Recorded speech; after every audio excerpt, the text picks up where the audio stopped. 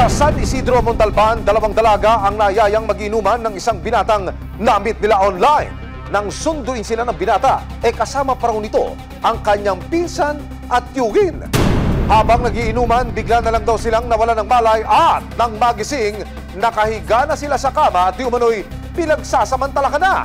Mabigyan kaya ng hustisya ang sinapit ng dalawang dalaga? Madaling araw ng Agosto 2023 nang dumating sa opisina ng Barangay San Isidro ang mga magulang ng mga dalagitang sina alias Jenny, 13 taong gulang, at Rica, 14 na taong gulang. Nag-complain po sila, may kasakasama yung dalawang bata. As bawsi officer, pinuntahan po namin. Sumbong ng magkaibigan, minolestya raw sila nang magtiyuhin na sina Wilfredo Bainosa, 55 taong gulang, at Nico, hindi niya tunay na pangalan. Ang pinangyarihan ng insidente, liblib at malayo sa tirahan ng mga dalagita. Ma'am, saan tayo papunta ngayon? Si Chupintor po. Saan ho nangyari yung krimen? Opo. Ano ba itsura niyan? Para ho maintindihan natin mga kababayan. Yan po yung tambakan ng basura dito. Tinatawag namin landfill. Tambakan ng basura, landfill. Allegedly, sabi ng bata, dyan ho siya dinala. Opo. May mga kabahayan po dyan. Humigit kumulang kalahating oras mula ko sa sentro ng Montalban.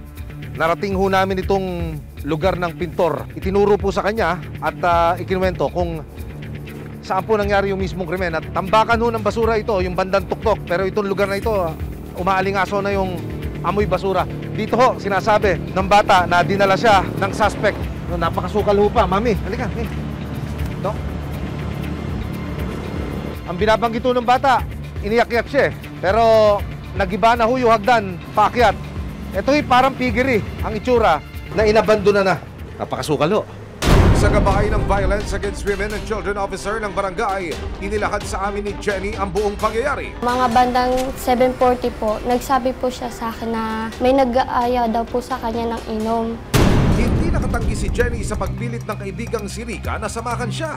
Dapat po hindi po ako kasama nun. Sinama niya lang po ako para daw po may kasama siya. Napagkasundoan ni Rica at ng lalaking chatmate na si Nico na sa isang convenience store daw sila nito susunduin. Sabi po namin yun, sige po. Pagdating sa Pizza Place, laking gulat ng magkaibigan na may kasama pang isang lalaki si Nico. Ang isang kanyang tiyugin na si Rene. Hindi rin niya tunay na pangalan. Nagtaka po kami na lumagpas po ng maislap, tapos dumiretso po ng pintor. Nang makarating sila sa bahay ni Wilfredo na kapatid ni Rene, sinalubong daw nito ang mga dalagita at nagyaya ng inuman. Pinainom na po agad kami nun. Mga ganito po. Sa pangatlong tagay, unti-unti na raw ng hina at tawanan ng malay ang magkaibigang Jenny at Rica. Dito na raw walang awang inabuso di umano ng mga lalaki ang dalawang dalagita. Nagising po ako noon, nasa kama na po ako. Tapos may lalaki po dito sa gilid ko, tapos may lalaki po sa unahan. Nang magising si Jenny, wala na siya sa bahay ni Wilfredo. Nung pagkagising ko po ulit, nasa baba na po kami. Dinala po kami sa bahay po ng kuya ko. Nakita rin niyang tila tulala na ang kanyang kaibigan. Nalaman ko na lang po yung nangyari sa kanya nung nag-usap po kami sa barangay. Nang makauwi sa kanilang bahay, dito na nila ikinuwento sa kanilang mga magulang ang pang-abuso di umano na kanilang sinapit. Dumiretso kami ng presinto. Kaya pagdating sa presinto, di ko naman alam kung ano din nangyari. Sa kablangko na ako yung mula yung sinabi na yun. Sinubukan pang hanapin ng VAUSI officers at ng mga pulis ang magtiyuhing sina Wilfredo at Rene. Pero napag-alamang nag-exit mode na raw ang dalawa mula sa sityo. Base sa salaysay ni Jenny, si Wilfredo raw ang tila nagbigay ng atensyon at nagpakita ng motibo sa kanya habang nag-iinuman. Isa lang po ang in-identify niyang tao na nang abuso sa kanya. Meron siyang isinalaysay dito na si... pero kasama lang nila uminom. Ang kaibigan ni Jenny na si Rica, pinili raw na hindi na magsampa ng kaso dahil sa takot. Merong message dito tungkol yung para bang hinahabilin niya na yung kaso sa iyo. Ibig sabihin, siya ayaw na niyang sumali sa kaso. Ano ba yan? Ano ba ibig sabihin niya? Sabi niya po, yung sa'yo na nga lang. Sabi ko po, kasama ka.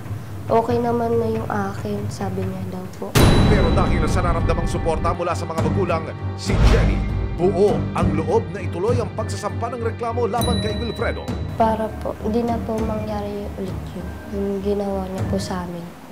August 8, 2024, Formal lang nagsampa ng reklamo sa PNP Montalban si Jenny laban kay Wilfredo. Pumunta nitong August 8 ng alas 3 ng hapon para magsampa ng kaso. April 25, 2024, lumabas ang warrant of arrest laban kay Wilfredo. Ang ating suspect pala dito ay listed as provincial most wanted ng Rizal. Humigit kumulang 1 taon na ang nakalilipas makaraang maganap ang krimen. Kamusta ka na, anak? Yung time po na nangyari yun, para pong hindi po ako makatulog na maayos. Para pong umuulit-ulit po sa isipan ko po nun. Tapos po, hindi na po ako sanay nun na matulog po nang ako lang po mag-isa. Matapos ang isang buwang paghahanap ng mga operatiba, May 2024, isang tip ang nakuha ng CIDG DSOU sa posibleng pinagtataguan ng suspect. Nung napagtanungan ng ating tropa ay nung binanggit yung pangalan swerte yung ating tropa. Dahil yung tricycle driver, naihatid niya doon sa residence ng ating suspect. June 1, 2024, kasama ang resibo, nagtungo ang CIDG DSOU sa Quezon City para hulihin si Wilfredo. Palabas na kami, palabas na. Parang diskarte. Nakita mo yung mobile. Sir. Kanina. Hindi ka pasok dyan. Pagkanan, pakaliwa. Lakad yun, may kahit dalawa kami dito, Pax. Mauna ako. Para pagkasigurado na kukuhain na, tatawag siya, pasok. Pasok na kayo, pasok. Positive yung sabi. Sa hudyat ng naunang pulis sa lugar, pinasok na rin ng iba pang operatiba ang bahay ng suspect.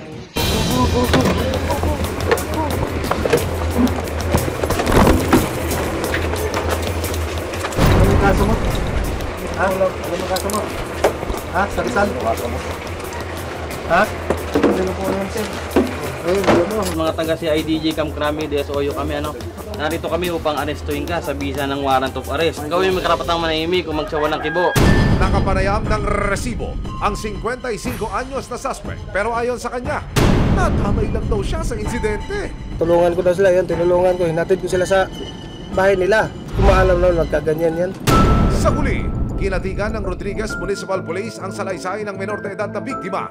Sakaling mapatunayang nagkasala si Wilfredo, makakarap siya sa 12 taon hanggang 40 taon na pagkakakulong. Sakaling magpasya si Jenny na magsampa ng kaso laban sa kapatid ni Wilfredo na si Rene at kanilang pamangkin na si Nico, tutulungan pa rin daw siya ng Montalban Police. Pwede naman po mamasampa ng kaso kung ito ay babanggitin at sasabihin na siya ay talagang involved doon sa pangyayari. Kapag minor ang victim, mas mataas yung penalty. Kagaya dito, minimum 12 years yung penalty. Lalo na pag minor, dapat mag-ingat tayo pag minor kasi hindi natin alam yung trauma na nagagawa natin sa kanila. Sa pagkakakulong ni Wilfredo, gumaan daw kahit papaano ang loob ni Jenny at kanyang mga magulang. Umaasa ang kanyang ama na ito na ang simula ng patuloy na paghilom ng kanyang anak mula sa madilim na karanasan. Kailangan talaga magkaroon ng hustisya. Kung hindi mo rin ang hustisya, gagawin pa rin ng lalaki doon sa iba.